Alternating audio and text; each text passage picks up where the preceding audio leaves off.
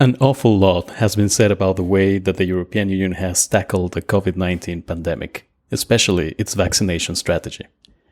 Just to give you a couple of examples from the podcast world. Last April, the New York Times The Daily released an episode with the name Europe's Vaccination Problem.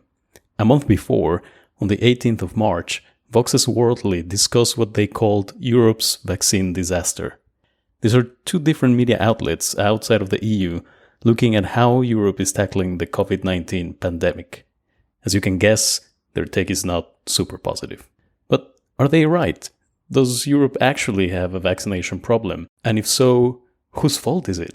The latest figures from early June 2021 tell us that since the start of the COVID-19 pandemic, the European Union and the European Economic Area have recorded over 32 million COVID-19 cases and more than 725,000 COVID-19 deaths. On the upside, the European Union has managed to secure 4.4 billion doses of COVID-19 vaccines, enough to inoculate its entire population 10 times over. Moreover, close to half of the adult EU population has received at least one dose to date. Do these numbers tell the whole story? Are they enough to pass a judgment on the efficacy of public action in the face of one of the biggest challenges that the world has ever faced? In today's episode, we take a look at how the EU has managed the COVID-19 pandemic from a European perspective. We talk about the good, the bad, and the ugly. Welcome to EU Untangled.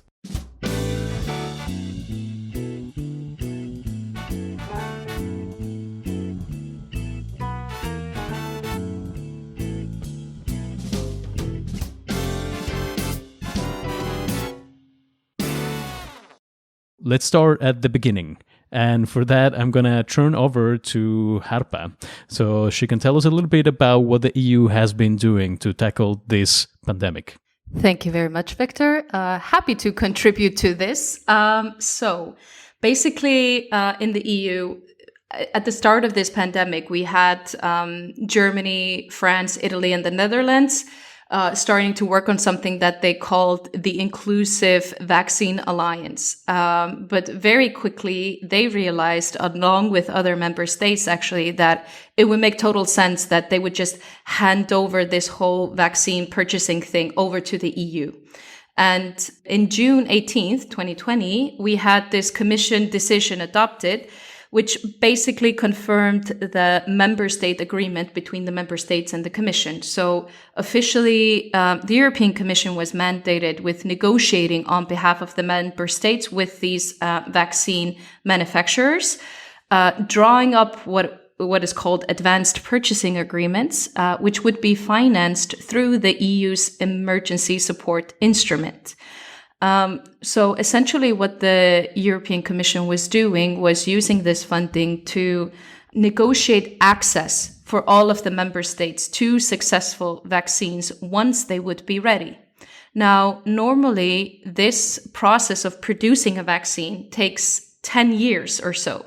And the reason for that is that you don't have the investment of manufacturers into the production until you have a viable product. I mean, who wants to spend billions of dollars into something that actually doesn't work in the end? It's risky business. It is extremely risky business, which is a Tom Cruise movie, by the way. So nice referencing. I give it two thumbs up. Of course, I knew that. Yep. So what the EU, and of course, along with also rich countries around the world, namely the US and the UK did, is that they sort of negotiated with these companies and invested a lot of money in advance.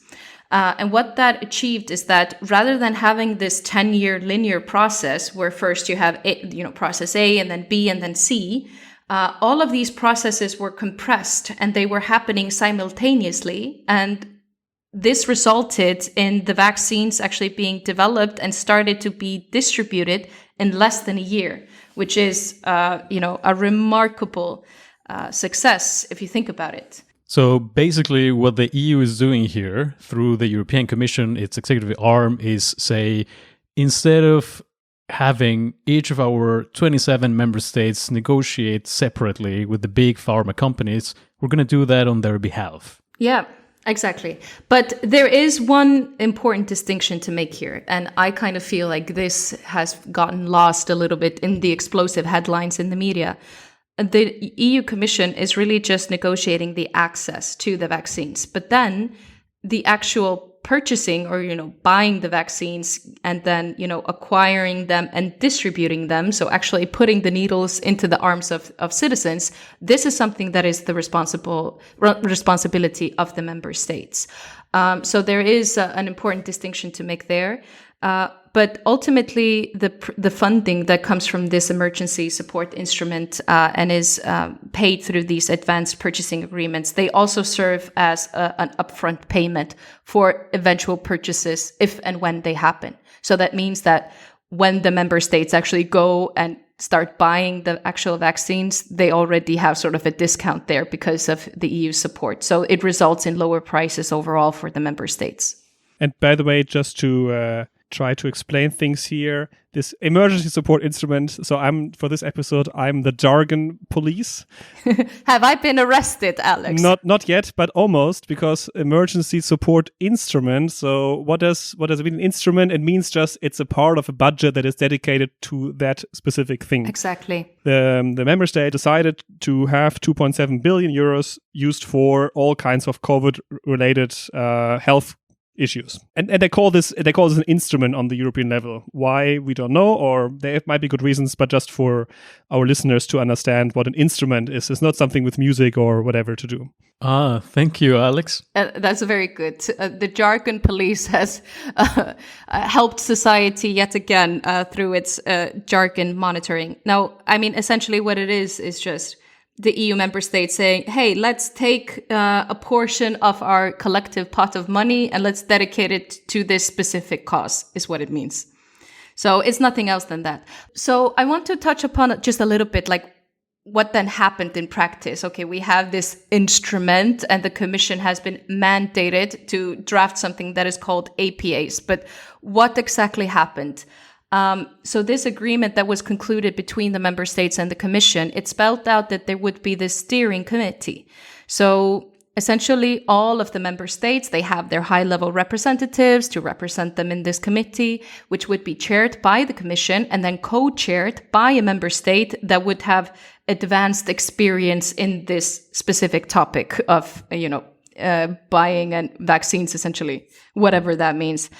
But then the interesting part is that this steering committee then nominated a small team of experts that together with the Commission would form a joint negotiating team.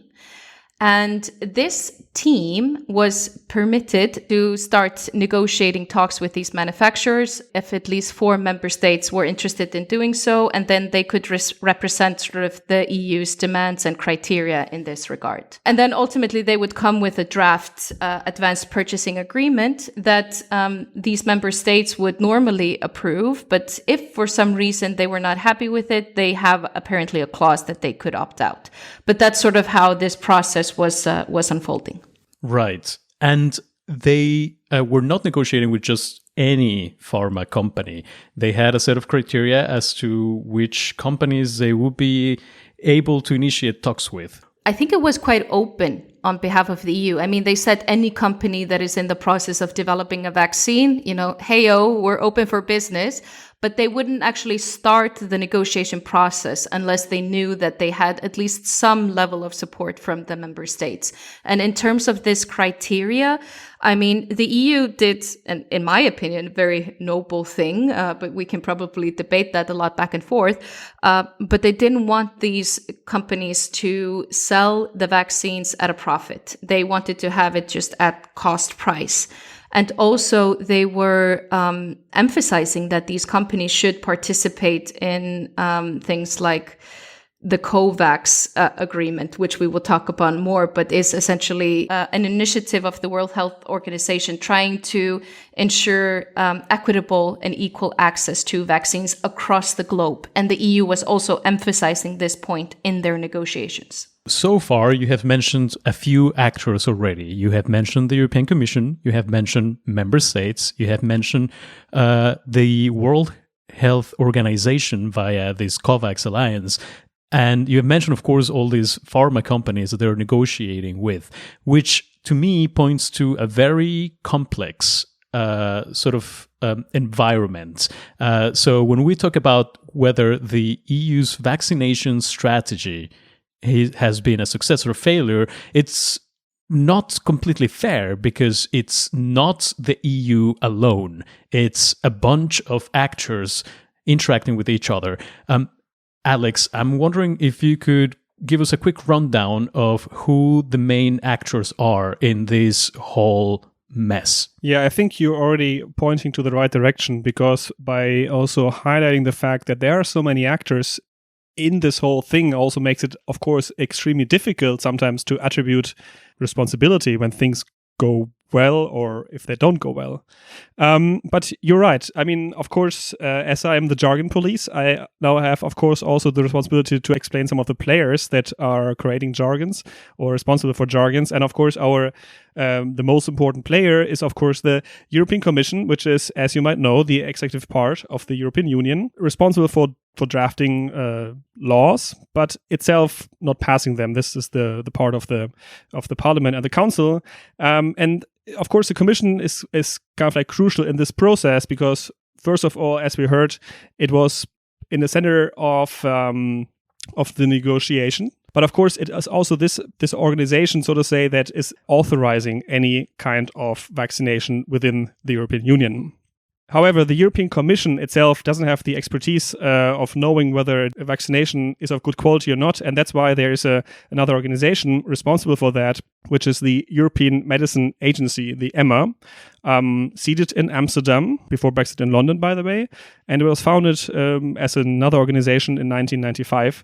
And it's responsible for the scientific evaluation, the supervision, and the safety monitoring of medicines in the EU. So what it does, it's gathering information, it's drafting studies, it's also then passing on the information to EU institutions and member states, and it tries to coordinate and share the information. So in practice, it means that it gets information from the drug makers. So for example, from BioNTech, Pfizer, or from AstraZeneca, they collect a lot of data on the progress of their vaccination trials, and they pass it on to the EMA, and then the EMA looks at the data, and if the EMA thinks, the data is first of all of good quality, and then the results are good, then they actually come to a recommendation and say, European Commission, we think this is a safe and also effective drug or vaccine, you can approve it. And then the Commission itself can again decide whether it follows that recommendation. It's a bit different than in other states. I think in the US, for example, the FDA, the Federal Drug Administration, does it on its own. There's no second body. And in the European Union, it's basically split up between two different institutions, I have to say. So basically what you're saying is the European Medicines Agency evaluates, in this case, the vaccine. So it gathers data on its effectiveness, on whether there are any dangers to public health, and then passes this information on to the European Commission, who's ultimately responsible for green lighting, approving or not a specific vaccine. Exactly. It's getting a bit more complicated, but this is basically the easiest part, or the simplest way. I mean, the EMA is not gathering information, by the way. By itself, it gets the information from the drug makers because it doesn't have any capacity to do it. So of course we also have to trust that the pharma companies are actually providing like truthful information. Who doesn't trust them? Well, that's maybe a topic for a different podcast episode. But just to wrap up, like the EU level institutional portfolio, let's say, you have then finally the European Centre for Disease Prevention and Control, which is the ECDC. So this European Centre for Disease Prevention and Control, founded in 2004, seated in Stockholm, is basically something, again, like of an information gathering center. So it also is drafting scientific studies. It has information. It gets information from the member states on where certain diseases are breaking out or are spreading. So in non-COVID times, there are tons of like diseases that are spreading and that have to be controlled locally. And so the ECDC is doing that on the EU level and cooperating with all kinds of agencies on the national level. Yeah, and then going to the national level, there, of course, we have the governments mostly in the COVID crisis responsible for buying the vaccines and then doing all this logistical parts of basically distributing the vaccines down to vaccination centers or to doctors, and also are responsible for the prioritization. So who gets to vaccinated first? And also on the member state level in the European Union, every member state has normally its own public health authority that is responsible for gathering data on public health issues, on the spreading of diseases. And then there is also normally approval agencies like the EMA on the European level. I think Hungary has approved by itself vaccines from Russia and from China, but most other countries have followed, so to say, the EMA and then the Commission approval and have not approved by themselves vaccines. Although there has also been voices in Germany that said, oh, be faster, our own national approval agency should actually approve this and that vaccine before the EMA and the Commission because they are too slow on the European level. And maybe just to wrap it up, if we go then one level up to the United Nations, we have the WHO, the World Health Organization, founded in 1948. It's seated in Geneva, and it's basically the public health arm or the public health agency of the United Nations. And its primary role is to direct and coordinate international health within the United Nations system. It has, again, a big role of monitoring and coordination. It also is sharing best practices on how to do certain procedures, testing, how to run certain stuff, standards. So it has a lot of also, information sharing, and especially important also, of course, for countries with less strong health systems. Its big role, of course, is COVAX. We have mentioned that before. And of course, also the WHO was the organization that actually declared COVID-19 and the virus pandemic maybe being too late for that. So it has a big role, and the EU, of course, also follows kind of like a bit what the WHO is saying about COVID.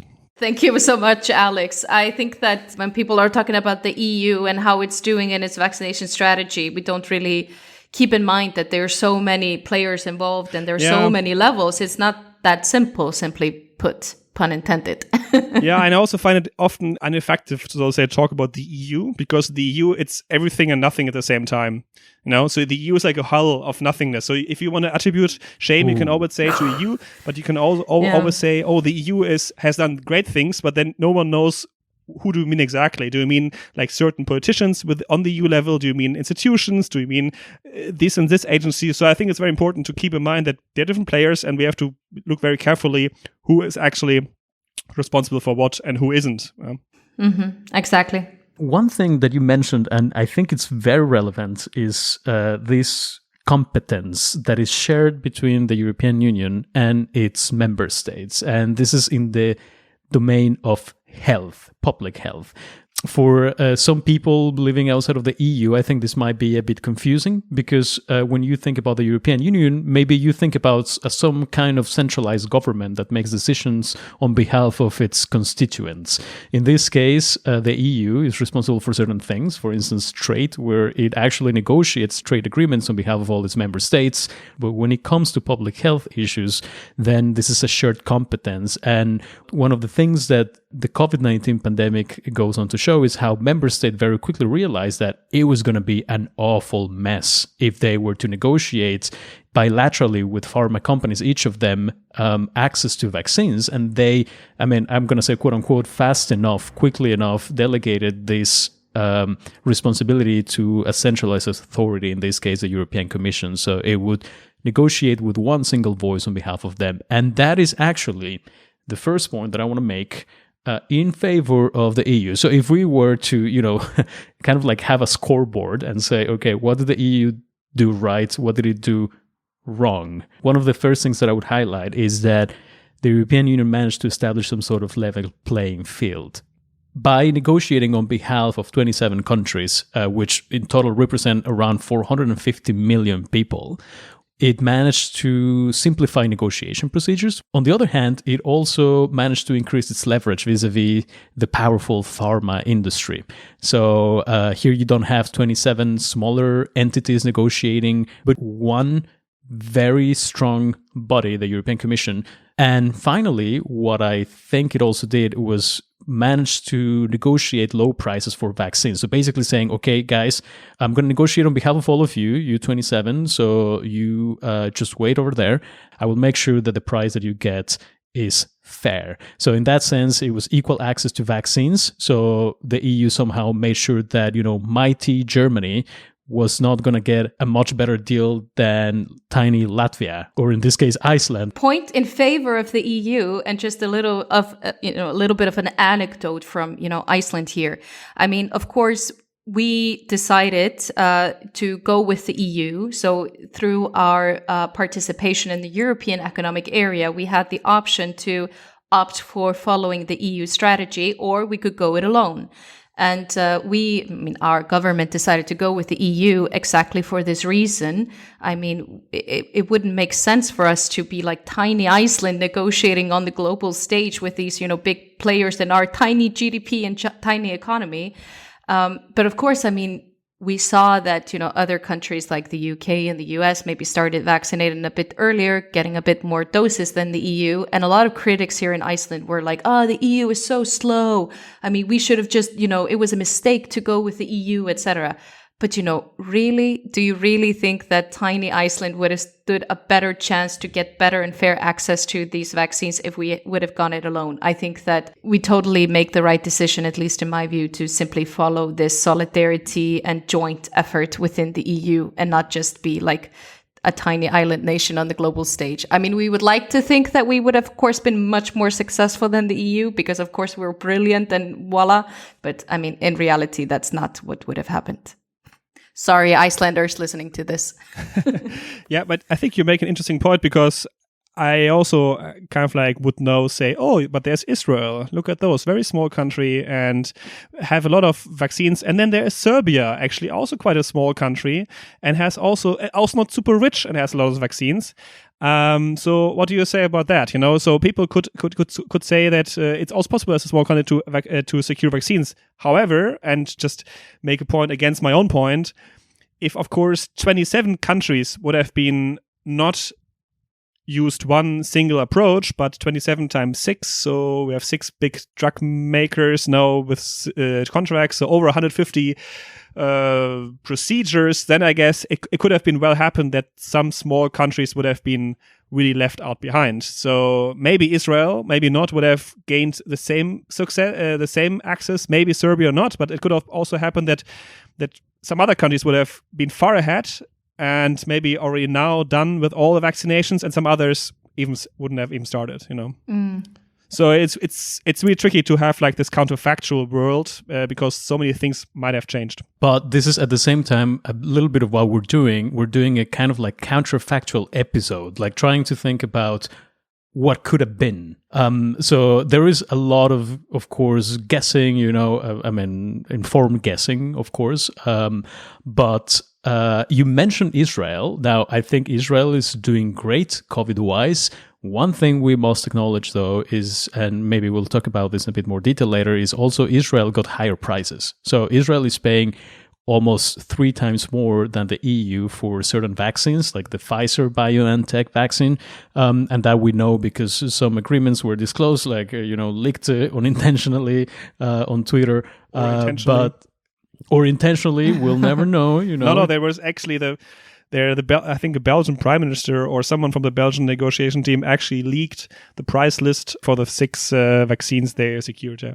That is true. Although Belgium very quickly claimed that it was unintentional. That's why, it could have been intentional. It could have been unintentional. Point is, it was there on Twitter. Somebody took a screenshot. And now everyone knows how much the EU paid for each of the vaccines. But the thing is, and I want to turn this around a little bit because it's still an excellent point. Very small countries such as Serbia, Israel, still managed to get vaccines. We don't know exactly what price, but maybe higher, maybe not. But what the EU managed to ensure was that there would not be opaque deals for different member states, meaning that it would get one deal for all its member states. So member states would not be left wondering whether France got a better deal than Poland, or whether Romania would not be able to purchase vaccines at a sensible price as opposed to Spain. It was just, again, this level playing field for member states. And one last thing on the positive side, from my side, is that the EU managed also to include legal responsibility clauses in its agreements with pharma companies, with drug makers. This is something that in other regions of the world, political leaders were not willing to discuss. They were willing to forego these legal responsibility clauses because of the emergency, because human lives are the most important thing. So let's go for it. The EU, of course, held back a little bit because we wanted to make sure that in case something went horribly wrong, drug makers could be held accountable. Mm-hmm. And then I'll stop there and I'll let you guys take over and now bash some of these arguments, or maybe, add some other positive points to the scoreboard. I think it's a very important point that you make, that, the instinct in this kind of situation is probably to just take a lot of money and throw it at these manufacturers and just say, like, we just want whatever you can give us as quickly as possible. But I think the EU took some very important steps to make sure that, you find the right balance between speed and also solidarity and safety and risk, etc. And when we were talking about the situation in the EU earlier, I wanted to mention a point that I then ultimately forgot, but today, we have 4 vaccines that are approved in the EU, so Pfizer, Moderna, AstraZeneca, and Johnson & Johnson, and 2 vaccines that we have agreements with for as well, Sanofi and CureVac, but they're just, under final evaluation, and exploratory talks ongoing with 2 additional companies, Novavax and Valneva. So if you think about it, that is actually quite a big portfolio of safe, secure vaccines at a fair price for every member state, also with these legal responsibility clauses ensured, and also doses being donated for a global effort as well. So I think when you think about it like that, that's actually not so bad. Yeah, no, I think you make a good point there. And since you mentioned the 6 vaccine makers, which contracts have been made, indeed, only 4 of them are approved in the EU, and CureVac and Sanofi haven't yet got a final approval, or Sanofi even is not ready yet to deliver a vaccine at all because they had a major setback. So the EU not only negotiated on prices, but also kind of like spread a bit the risk. And this is, of course, a major plus point. That they not only signed contracts with one company and said, okay, we're buying 2 billion doses from you guys, and oops, your vaccine effort didn't work out, so we don't have any vaccine at all for another next 2-3 years. So they're spread with the risks, and they bought more or less equal amounts, 400, 300, 400, 600, so million doses from different producers. So I think this is a plus point. You could, however, argue at the same time, why didn't you even order more doses per company? So maybe again here, why didn't you order 1 billion doses from all of the companies, each of the companies? So in case we would be for sure on the safe side, but again, might also be a budgetary problem there. On the prices, yes, on the prices, of course. It seems like that the European Union indeed negotiated quite well. If you want to make this a plus point, apparently they got a 24% discount on the Pfizer-BioNTech vaccine compared to the United States. So the European Union paid around 12 euros and compared to $18, I think, in the United States. However, Moderna was more expensive in the EU compared to the US, and AstraZeneca was also, again, cheaper in Europe. There's actually a scoreboard a data scoreboard. No, not scoreboard. It's a data dashboard. That's it. Thanks. A dashboard by the United Nations that actually is tracking all these vaccine prices. And if you look at this data, you see that the European Union is mostly at the lower part. Sometimes there are countries that even have lower prices, but then it's also not 100% clear why this is the case. If you, for example, look at Hungary, they paid much more for the Sputnik 5 and also the Chinese vaccine, so over 30 euros sometimes per dose. So, but I have to say also, when it comes to all these prices, and maybe you can contradict me here, I think this discussion is actually a bit unnecessary, because it is clear that every vaccine, regardless of its price, will be still super beneficial for society. There are studies out there by economists that estimate that 1 week of lockdown in the European Union cost billions of euros. So we have been talking about in the EU about the so-called Next Generation EU fund, which has a capacity of over 750 billion euros to kind of like rebuild Europe and help member states that were suffering by the by the COVID crisis. And now we are talking about like, oh, let's make the cheapest deal here. So I think this is a bit of the wrong priority, and I think it even paying a vaccine of $100 probably per dose would have been still like would be of course a lot of money for the companies, but in the end would be still cheaper to do that and just have more of them than starting to actually be very stingy here. This is already foreshadowing some other parts and stuff we talk about later, but I just wanted to make this point here. I think it's a fair argument, and why not bring stinginess to the debate now? What's the price of a human life? I mean, some people would be right in saying that it's actually priceless. So if you have the purchasing power, especially, you think about the European Union as being a rich region. So if it could afford buying vaccines at a slightly higher price, of course, that would have translated into billions of euros. But if it could have done it, then why didn't it do it? Yeah. Right. You mentioned how much it costs, 1 week of lockdown. And I remember there is this German journalist who wrote a couple of months ago that negotiating low prices was possibly our worst policy mistake. Now, it's left to be seen if that's actually the case, but indeed, I mean, just saying like, oh, we managed to, save ourselves a couple billion euros in negotiations, maybe it's not the best argument. I fully agree. I think these are excellent points that you are making, but the EU was bound by the limitations of the budget that it had. This SC emergency support instrument was not, a boundless resource. And at the same time, we were negotiating the next multi-financial framework, of course, for the EU. So I didn't say MFF, otherwise the jargon police would have arrested me on the spot. So maybe the political landscape was a bit difficult for these EU negotiators, where at the same time they have to convince these companies to, bargain with the EU. They had, politicians trying to negotiate down the EU budget a bit. So, I mean, there were a lot of factors that also came to play in this whole process. But moving maybe away a bit from the pricing, I think, okay, what in the end we ended up paying is maybe not the key thing. I think what we should look at is that overcoming this pandemic, it's a marathon and it's not a sprint.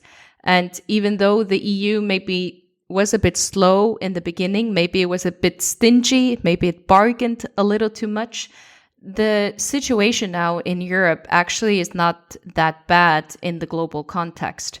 So on average now the vaccination rates in the EU are around 30%, but we are projected to catch up with the UK and the US in July. So things are not looking that bad. And when you factor in all of these clauses that they managed to include in these contracts to protect its citizens, it's not looking so bad. And I think that how much, for how much and how quickly you managed to get these vaccines, I mean, it's just one piece of the puzzle. And even bigger piece is that people actually take the vaccine.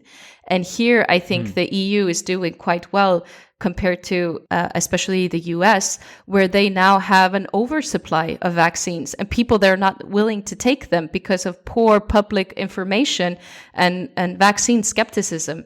And here I think the EU actually has done quite a good job of, maintaining a scientific and accurate messaging to its public. And at least in Iceland, I would say, 95% or over 95% of the population are eager to take the vaccine. So as soon as they enter the country, the vaccines, they're gone like that. And in the US, because of the political landscape and how the pandemic was handled, they are facing a bit of a situation over there. Yeah, I agree with you. However, I also would like to just mention that also vaccine skepticism is a real problem in the European Union. So I think it's really the rates of of vaccine skepticisms are really different between different countries. I was just reading today the numbers from Belgium, for example, that in the northern part of Belgium, in Flanders, 95% of the people are very eager to have the vaccine. In Wallonia, the southern part, because also of its closeness to France, which is the most skeptical country in the European Union, the number is around 75%. In Brussels, it's even lower because also of different backgrounds, so different, very, very heterogeneous, very multicultural city. So let's see how we are in 2 months, So now we see that the vaccine success, the vaccine rate is falling, so to say, in the United States and also in Israel, by the way, also in the UK. Their vaccination slower than in the beginning. I hope not, but I fear that this might at least also happen in certain countries in the European Union. Yeah, it's a bit early to be able to tell which approach is actually or was the correct one. And I think we don't need to remind ourselves that there is no recipe for this, right? Yeah. Like what works in one country doesn't necessarily work in a different one because of many circumstances. But one thing that I'd like to point out is I think the EU was very much focused on the process. That's my feeling. Mm-hmm. So how do we make sure that we get the process right?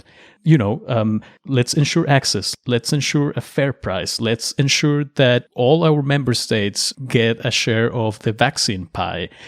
And that, of course, translates into delays. I mean, that's the downside. You have limited resources, you have limited time, so you sacrifice some things for others. So, of course, what's going to work best in the mid or long term is yet to be seen.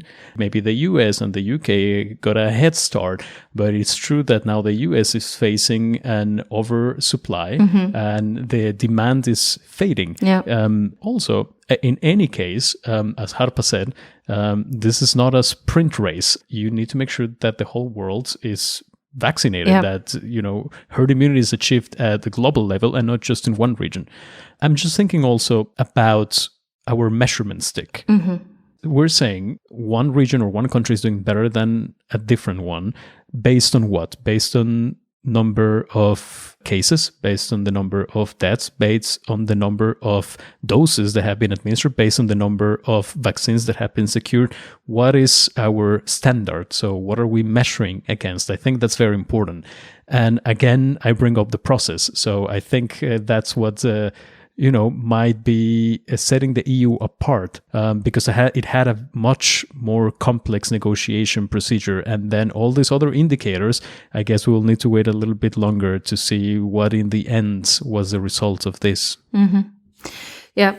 But I think you bring up an excellent point as well, that, we are looking at vaccinations as like the stick for which we can measure success in fighting this pandemic. But of course, that is only, it's a very important piece, but maybe an even more important one is informing your public well, getting them to respect the containment measures that you can put in place. And actually, if I, allow myself to go back to an earlier point where you were talking about Israel and their vaccination rates, actually Israel made like a testing deal with Pfizer where they would be a part of an experiment with Pfizer.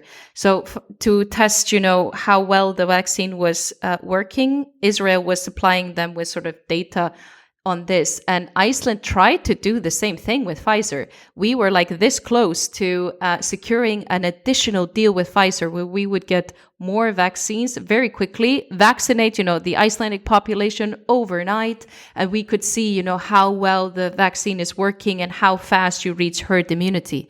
But Iceland actually, in the final stages of this negotiation, didn't get the deal with Pfizer.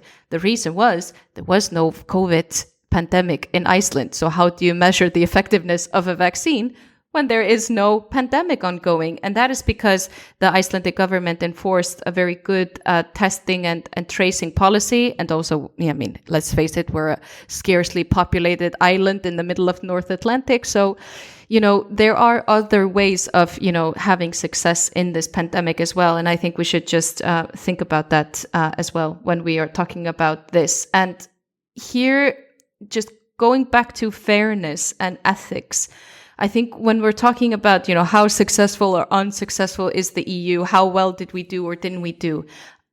we have to think about that, a majority of the world, and at least a majority of the developing world, you have less than 1% of the population vaccinated.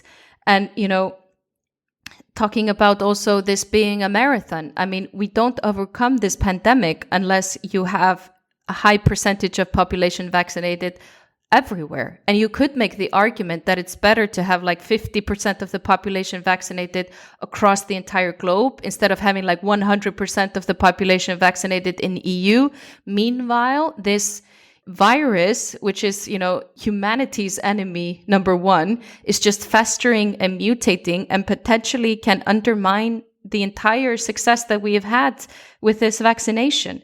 So I think we have to take a look at this whole situation much more holistically than just how well did the EU negotiate prices and how quickly. I think you make a good point here. In the end, it's a marathon, and we need, in the end, to have a global approach on that. However, still, every politician, of course, is of course responsible for its own people, So obviously there need to be also success on the national or on the European or on the US level. So of course it's hard for every politician to say, oh, we are doing globally we are doing great, but of course, guys, sorry, we're shipping all our vaccines abroad. I see there's also of course a conflict. Yeah, I mean, I completely sympathize with that because I saw here in Iceland, like we are doing pretty good. We're like almost the best in the world in terms of preventing the spread of the virus. And at the same time, people were saying like, we should have more vaccination doses here in Iceland quicker.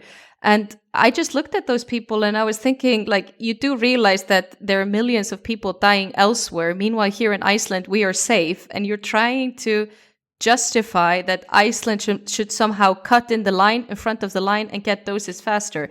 And, you have, politicians arguing for that, understandably, because in the sort of crisis, you start to think like, how do I protect my people, And it's very difficult to avoid that kind of thinking. Yet global problems cannot be solved with strictly local solutions. You have to avoid the temptation to save yourself first, and you have to look at this problem holistically. And that's why I think even though the EU did very well, I think this precedent has to be replicated on the global level through efforts like the COVAX in the future. If we're looking at the future pandemic, this situation cannot unfold as it did this time around. This makes me think that we should be able to find a better analogy, though, because we go from saying, okay, this is not a sprint, this is a marathon, but in a marathon you still have winners, right? You still have someone who gets there first, and then you have a lot of other people who get there second, third, fourth, fifth. And some never arrive, huh? Exactly, and some never arrive. Some quit the race. Actually, dehydrate. So a coordinated parade is what we want to see at the global level. Like everybody walking in unity, in unison, coordinated parade of celebration of humanity against the virus. Yeah. I don't see Alex very excited about this concept. It was also a very terrible analogy. I do apologize and digress. Okay, let's keep the sportiveness in the game. I would think then of more of a relay. But then there are no teams. It's just a relay race. And then it means that you have to pass on the torch to someone else, right? And you only complete the race if that torch goes from point A to point whatever, F. Mm-hmm. And if you don't pass it on, then the race is not over. Mm-hmm. You're still running. How about that, Alex? Did I do better? I like that one because this also gives me the opportunity to talk about a bit or to tell you some insights about actually passing on stuff. When we talk about vaccines, one thing we haven't mentioned at all is actually how to make a vaccine. So a bit of the nitty-gritty detail on the supply chains of vaccines. It is actually quite fascinating, I have to say. However, it is very complicated. And one thing that I think has been done not very well at the EU level is to see that problem holistically. It seemed like to me that at least the European Union kind of like said, okay, guys, here we order 600 million vaccines from you. Please deliver as fast as you can and see you in March, okay? Or see you in January, in half a year later. And people were not really aware of what is needed to make a vaccine. Sorry, if someone now in the Commission hears that and is terribly insulted what I'm saying, then please reach out to us and explain how it has been done at the Commission. But at least there's a lot of media reporting that the Commission has been rather just a consumer and not really involved in this whole process of supply chain. Because in the end, face it, I mean, every vaccine needs tons of material, hundreds of different pre-products, downstream, upstream, you need machines to produce these things. And then, of course, these things are not produced in one factory. They're like produced in several factories, then shipped around Europe, shipped around the world. Then you need the vials, you need the products to make the vials, and you put the vaccine in the vials and they ship it somewhere else. You need machines to produce all these things. So it's really complicated. And of course, producing cookies here. I mean, cookies may be a better example. Producing like tires for cars that need to be safe, but if they're a bit dirty, who cares? But of course, if a vaccine production line is dirty, somehow contaminated, that's a big issue, because this stuff you put into people's bodies. You put cookies in people's bodies too. Why was that not a good example? I said cookies is not a good example. I said tires of cars, maybe, something that is safe but can be a bit rough. If there is a bit of a little thing like missing at a car tire, it should be safe, but it can be a bit dirty, it can be a bit rough, while cookies cannot be rough, but cookies shouldn't be dirty, but vaccines should neither be rough nor dirty, so it's very important that we're getting into muddy territory, Alex. Yeah. But I agree. I think this whole supply chain discussion is quite underrated. Yes. And it makes me think about this whole, free the vaccine discussion, where a lot of countries, especially, the United States, making headlines about, okay, let's, make the patents freely available to the whole world. I'm going to have to stop you guys right now. I'm going to be the pronunciation police. Alex can be the jargon police. So Alex was talking about the supply chains earlier and said vials, and he meant vials. Vials, I'm sorry. And what you were talking about right now is a patent, not a patent. So carry on. I love it. Okay, so when we talk about the patent, yes, the patent. Thing, did I say it right? Yes, beautiful.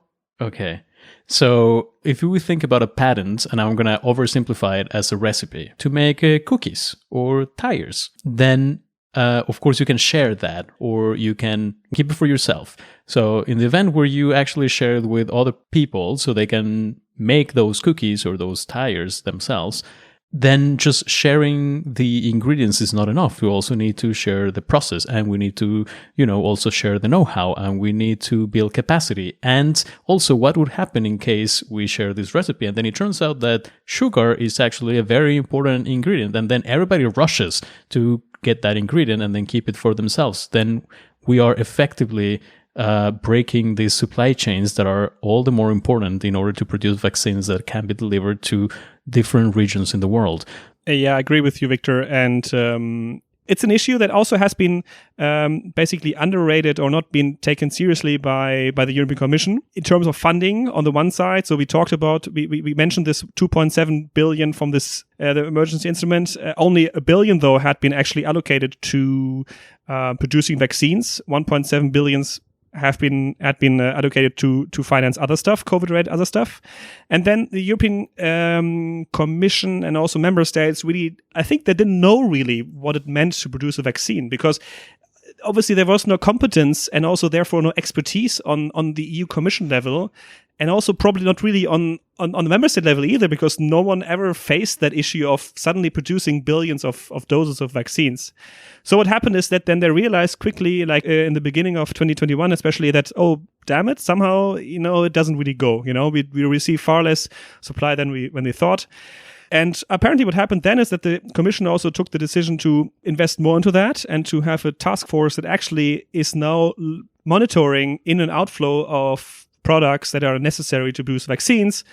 There's one simple example, the Johnson & Johnson vaccine, which is, by the way, developed by a Dutch company, Janssen. Janssen, by Janssen, I think it's called. Mm-hmm. So also a European producer, together with a European developer with a US pharmaceutical, so to say, a bigger brother or bigger partner.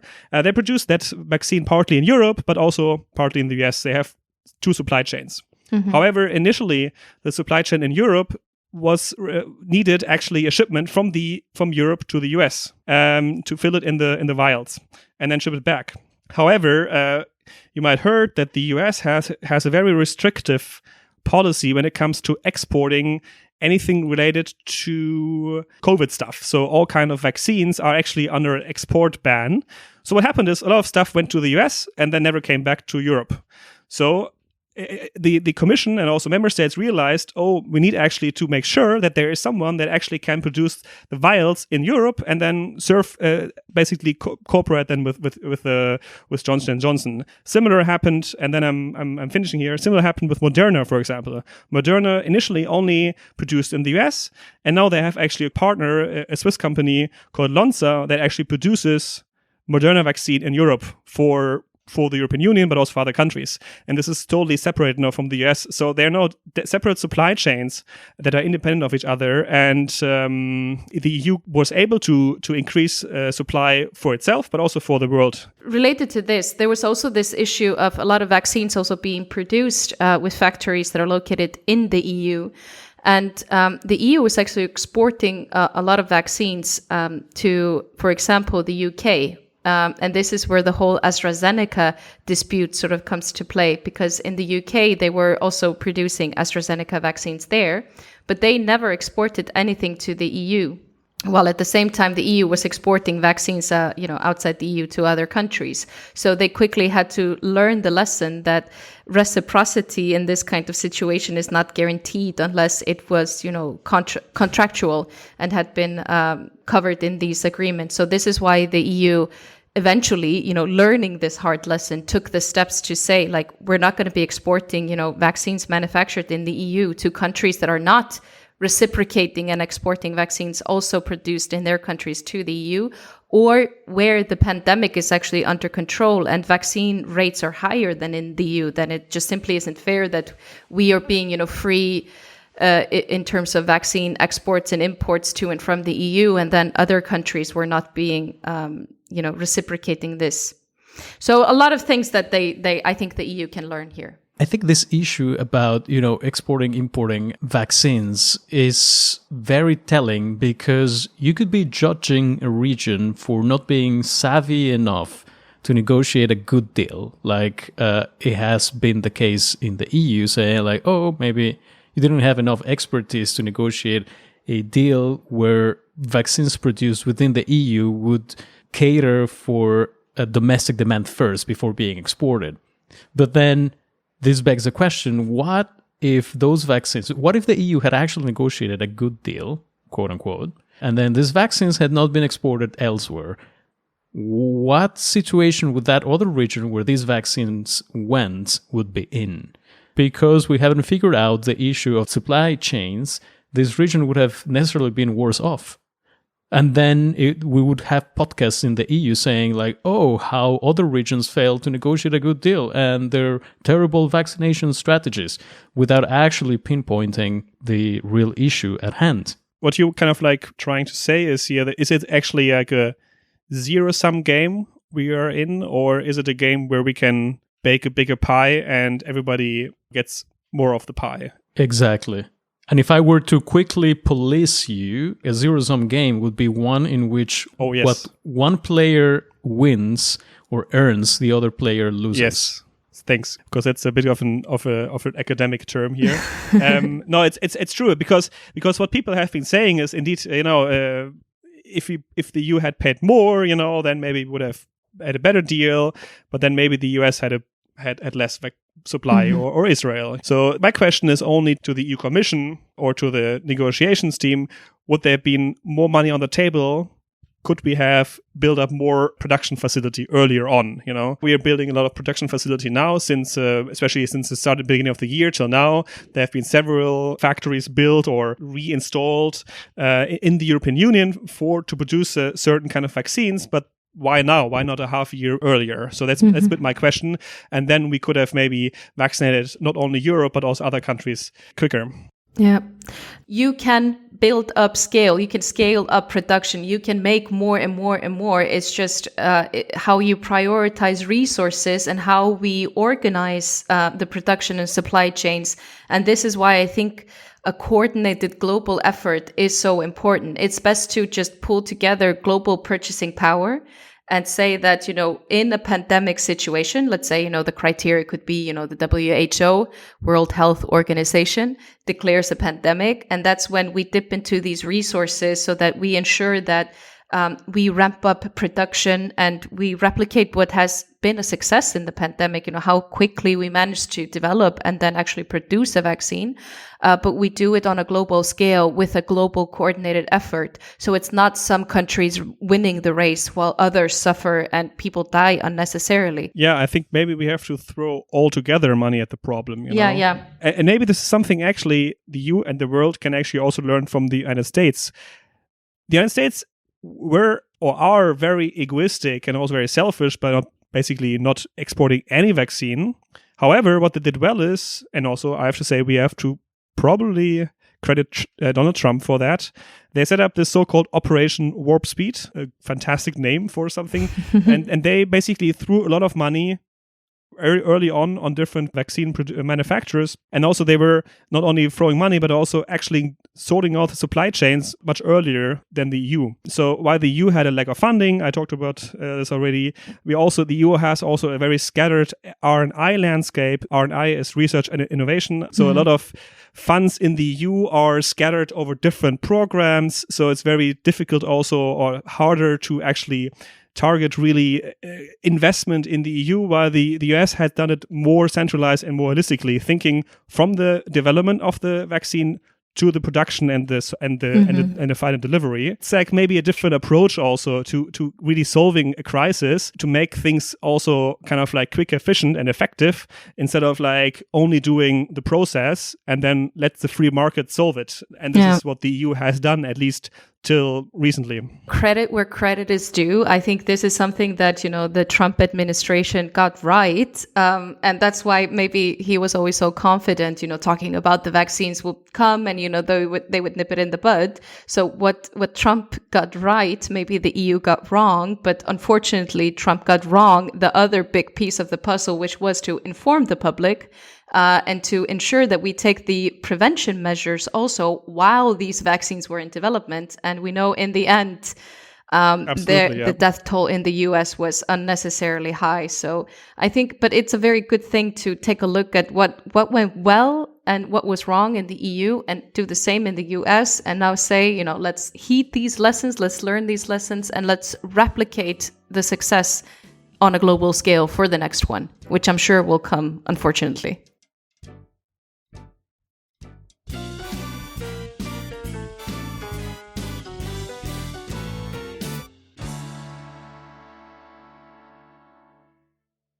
If you like the content of this episode, make sure you follow us on Spotify, Apple Podcasts, or the podcast app of your choice. We're literally everywhere. And just as important, give us a rating and share the pod with your friends and foes, especially if you hated the pod. That will make them miserable. And of course, you can follow us on Instagram, Twitter, and Facebook. You find us under the handle EU_untangled, that's Twitter and Instagram, or EU.untangled, which is Facebook. And of course, if you have any suggestions, love, disappointment, or hate email, just write to us at untangled@podworld.org or visit our awesome website, podworld.org/untangled. Bye. Bye. Tschüss. Well, dear listeners, Harpa here reporting for fact-checking duty following a very information-heavy episode where we covered not only a very complicated topic, but also a fast-evolving one, where we know oh too well from the past that things can change oh so fast. So let's go over some parts that may need verifying or updating. Now, I said in the episode at one point that the EU's negotiations team was quite open to negotiating with any pharma company as long as they had the support of at least 4 member states. Does my claim hold up? Well, it depends on how you interpret it. Okay, So in the annex to the Commission decision on improving the agreement with member states on procuring COVID-19 vaccines on behalf of the member states and related procedures, it is stated under the chapter of process and governance that the, and I quote, joint negotiation team will start working immediately, building on previous contacts with the individual companies by the European Commission and participating member states. In order to launch negotiations with a specific manufacturer, there needs to be support from at least 4 participating member states. Was this clause about previous contacts a prerequisite to start exploratory talks with companies? You could interpret it as such, but I doubt it. However, another aspect might have placed a de facto limit on how far and wide the joint negotiation team was willing to cast the net. In order to sign an advanced purchasing agreement of vaccines with the company, a number of EU criteria to decide which vaccine producers to support need to be met, including, but not limited to, soundness of scientific approach and technology used, risk sharing and liability coverage required, production capacity in the EU, global solidarity, and early engagement with EU regulators with the intention to apply for an EU marketing authorization for the candidate vaccine. So, knowing this, it's not difficult to imagine that some companies were never really considered from the start. Allegedly. Not naming any names here. Okay, so next up. Alex made a very interesting claim that a Belgian prime minister or someone from the negotiation team leaked the price list of vaccines purchased by the EU. Is this true? And if yes, who was it? And was it a mistake? Yes, this one is indeed true, as confirmed by multiple trusted news sources such as Politico, The Guardian, and Reuters. And of course, those pesky tweets that once posted always manage to find their way to the surface despite prompt deletion. This is exactly the conundrum that Belgium's Budget State Secretary, Eva de Bleeker, found herself in after posting a confidential vaccine price list on Twitter with the amounts of each vaccine that her country intends to buy from the EU. The tweet was quickly deleted, but not quick enough, before a bunch of people had taken screenshots. Where is Flash Gordon when you need him? Was it on purpose, though? Well, I guess only Eva knows for sure, but given the fact that many were complaining about the lack of transparency with the pricing at the time, it's not that far-fetched to think that someone in her camp felt it was the right thing to do to reveal the information. And plot twist, since then, new leaked documents reported on by, for example, Reuters have revealed that those numbers were actually incorrect. Well, whatever the actual price is, I guess EU citizens can take solace in the fact that the EU can actually afford vaccines, a luxury not every country in the world has. Well, next up, I said in the episode that vaccination rates in the EU are around 30%. Well, happy to report that the rates have actually gone up since then. 48% of the EU population has received at least one dose, and the rate is increasing rapidly, so joyful news indeed. Now, Alex stated in the episode that Janssen, the company that has created the single-dose COVID-19 vaccine, is a Dutch company. Alex would be wrong. Janssen is actually a Belgian company. Janssen Pharmaceuticals was founded in 1953 by Paul Janssen, a Belgian physician, and the company is headquartered in Beers, Belgium. I'm probably pronouncing that incorrectly, but Beers, Belgium. Sounds like a nice place, Beers. Well, and it is currently owned by Johnson & Johnson. Janssen and his colleagues actually discovered more than 80 new medications in his lifetime, 4 of which are on the WHO list of essential medicines. Now, in the episode, I took on the vital yet massively underappreciated role of grammar police, and I made 2 on-the-spot arrests. The first crime occurred when my dear German friend Alex pronounced vial, as in a small container typically cylindrical and made of glass, as veils, a piece of fine material worn by women to protect or conceal their face. Then, I'm sorry to admit that the second arrest I made was unwarranted, and I unnecessarily branded my Mexican friend Victor as a grammar bandit. when indeed he committed no such crime. I said to him that the word patent could not be pronounced as patent. Well, it turns out we were both right. Mine is simply the American pronunciation, while Victor's is the sophisticated British pronunciation. Oh, bloody hell. Well, chip chip cheerio, until next time.